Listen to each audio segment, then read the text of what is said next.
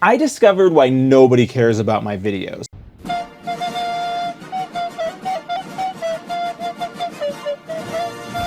It's because I was being a fake perfectionist. And honestly, perfectionism can be considered a mental illness under the right circumstances.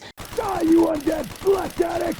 Especially if it leads to like an eating disorder or some like high anxiety problems. The truth of the matter is, no one really wants perfect videos. The sunrise was so awesome. After all, AI exists as a perfect tool to make perfect content, but AI also has a reputation that speaks all for itself.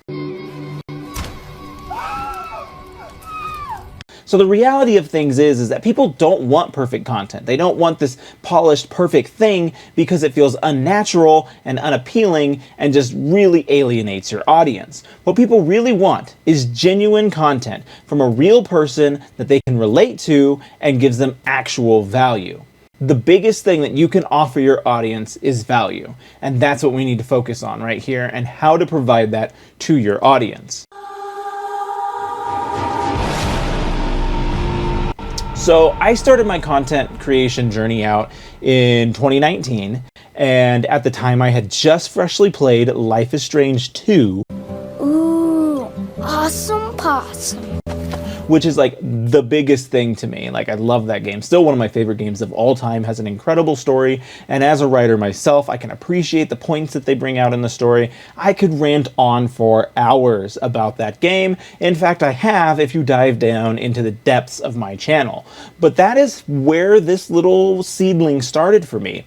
It was a space for me to talk about and express my love for Life is Strange. So this video, this content platform of mine really started out as a passion project, and I was totally fine with that. I was putting out my videos and I was sharing my passion and my appreciation, my love for this particular game, and it was all fun and games, and it was moderately successful enough. I averaged about 200 to 300 videos on any given, or excuse me, 200 to 300 views on any given video. And that's saying a lot, because I still am not consistently hitting those numbers right now.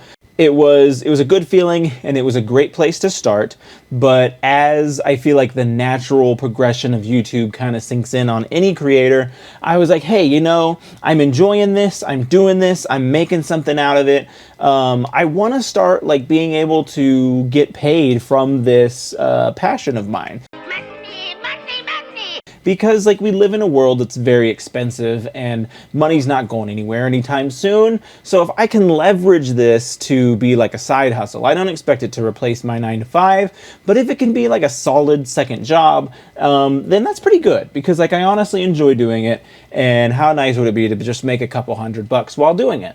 And so I really kind of doubled down and dedicated that channel to the Life is Strange content, and I started doing a lot more video essays on it. I started to really analyze it and really push it out there.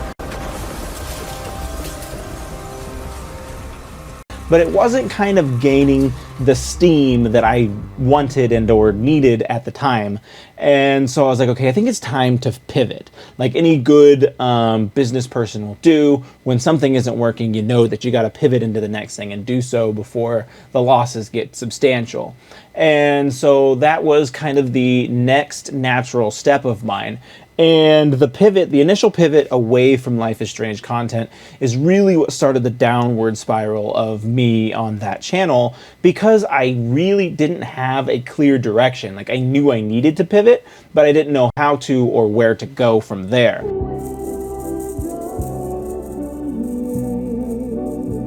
And so again, as I mentioned before, I'm a writer. I've got 6 novels published. So I was like, okay, let's try making writing content. Let's try adding value to my audience in that regard. And I didn't fully understand the concept of adding value to an audience at that point in time. I was really literally just pivoting into something that I thought I could be successful in, because I felt I was an authority in that concept. And let me be the first to tell you, those videos absolutely tanked. They stunk worse than like you could ever imagine. They stunk worse than your trash on like an 80-degree day. So it was pretty bad. And I acknowledged that. And so I took that and I was like, this isn't working. And I pivoted again. And I just kept pivoting into random things and really did not have any sort of focus on the content for a very long time until I eventually landed on my 24 365 challenge. So I started YouTubing in 2019, 2024, some 5 years later, finally landed on something that I was going to do consistently. Because I had just been inspired by the likes of Sam Sulek and the Girard Creek Wrangler School. I was like, okay, this is going to be my in. These people aren't doing any editing, so I got all the time in the world to just pump out and make content, and people are going to love it because that's what the world wants right now. Nope. And again, absolute stinker, absolute flop, nobody cared. And I could look back and kind of understand at the time, because I was like, I don't even want to watch these videos. Like, if I, the creator, don't even watch them, like, how could I expect other people to want to watch them? And so that was when the gears started spinning. I was like, I need a clear direction here. I need a clearer picture, and I need to figure out, at the time, I didn't know this, but I needed to figure out how to create value for my audience. The ugly thing that a lot of creatives struggle with is the balance between creativity and business.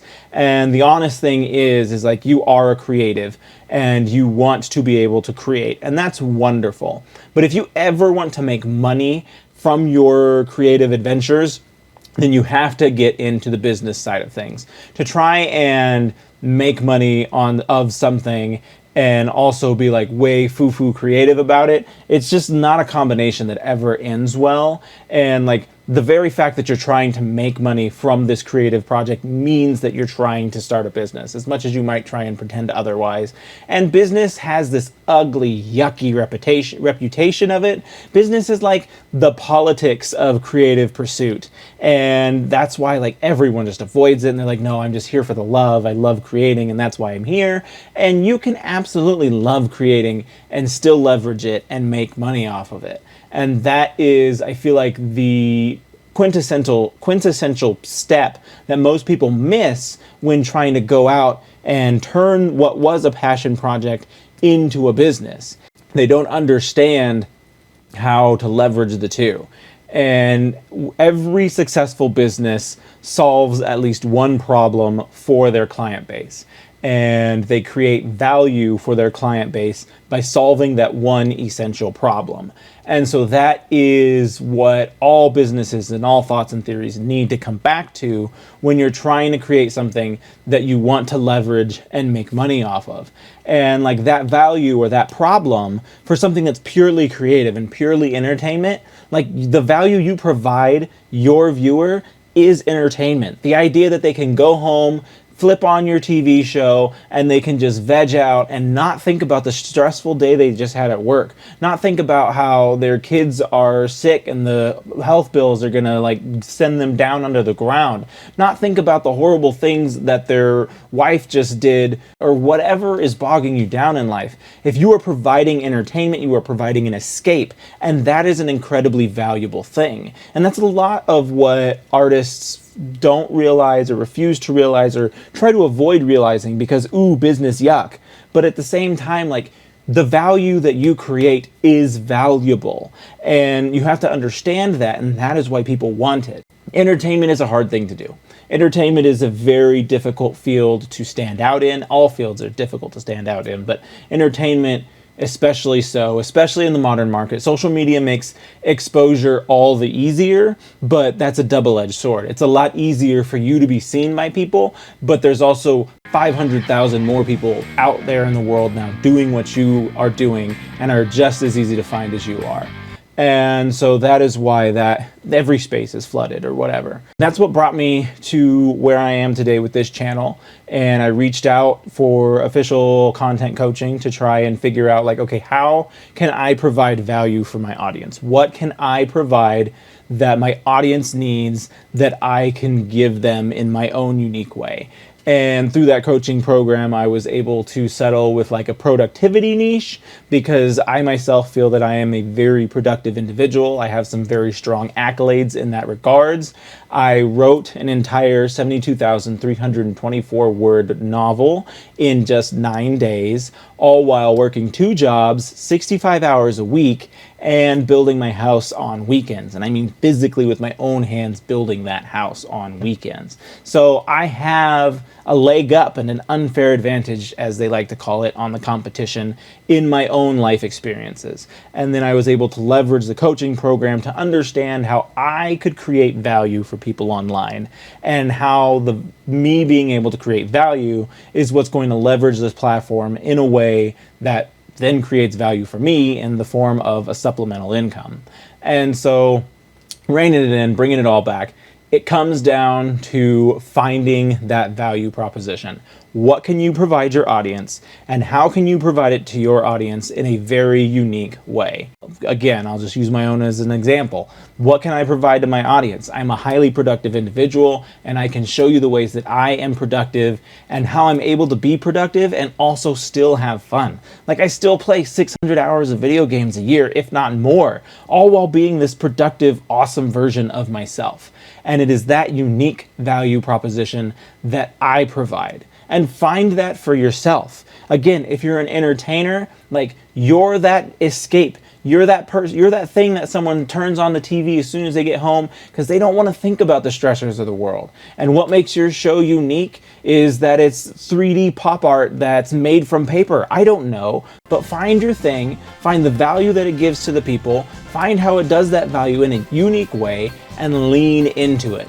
And that is the pivotal step that you need to take to turn your passion project into a successful value add project that will build your brand. And that is ultimately what you need to do here, if that's your goal. If you're on YouTube as just a passionate creative and you don't care about anything else other than just getting your voice out there and getting heard, then by golly, just keep doing what you're doing.